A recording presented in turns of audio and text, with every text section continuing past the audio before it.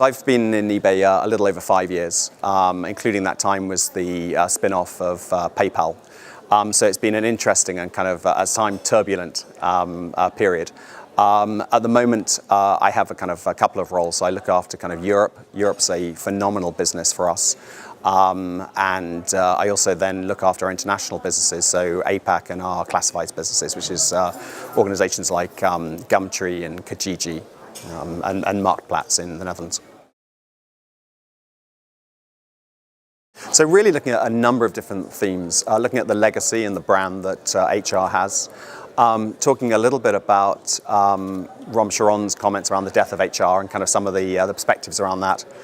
And then just went into a few of the macro socio and economic issues that are impacting us as a function, and finally kind of closing off with what some of the things that we can do as a function are. So I do agree with that. The function is not nearly business focused enough. We don't understand the customers well enough. We don't understand the numbers well enough. What I don't agree with is some of his perspectives on how to do that, because he's talking about business acumen versus what he kind of talked around initially, which was people need to have line and operational roles. That is a great way to get business acumen. Strategic acumen is not the only way to get it. And his idea of moving Comp and Ben off into finance, yeah, don't go there. I think if we can't add business value, then absolutely we will become sidelined as a function.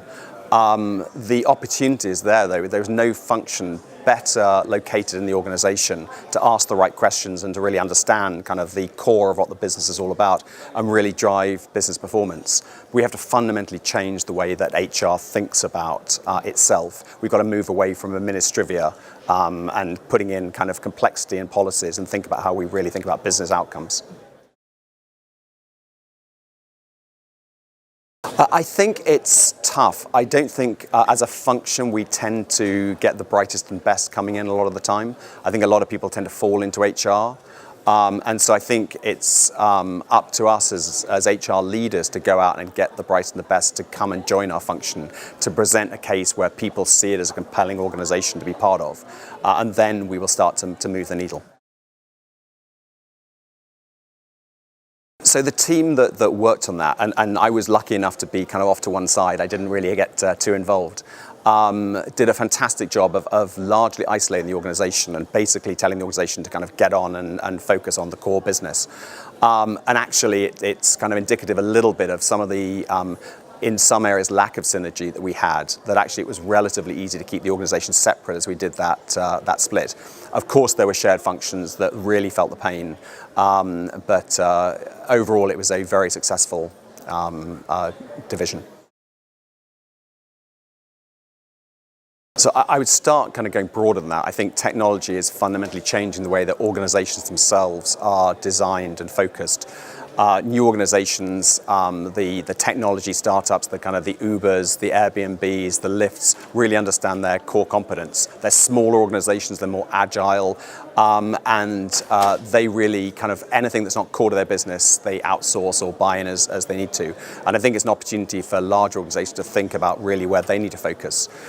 At the same time, from an HR functional perspective, it's also changing with the demographics, the way that we need to think about employee engagement and the way that we really kind of treat and develop and reward employees. There's some fantastic technologies coming out. We're seeing huge improvements in things like kind of wellness benefits.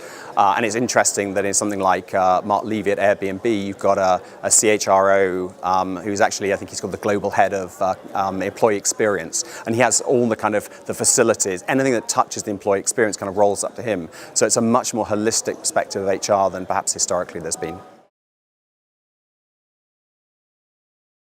I think HR has to really own the employee experience. We tend to get quite siloed if we're not careful, and we'll focus on one small part of the employee population. I think we've got to deliver a fantastic experience which gives meaningful work to everybody and anybody in the organization. There was a discussion earlier around potential. One of the things that we've talked about in eBay is moving away from potential to readiness. Readiness being a much more kind of in that moment in time, whether somebody's ready for the next role. Because we also, a little bit like Denise from Philips, believe that everybody has huge potential, most of which as a corporation we won't tap into. And that's okay, but we want to tap into as much as we can, and we want to keep developing and pushing our employees as much as they want and we want.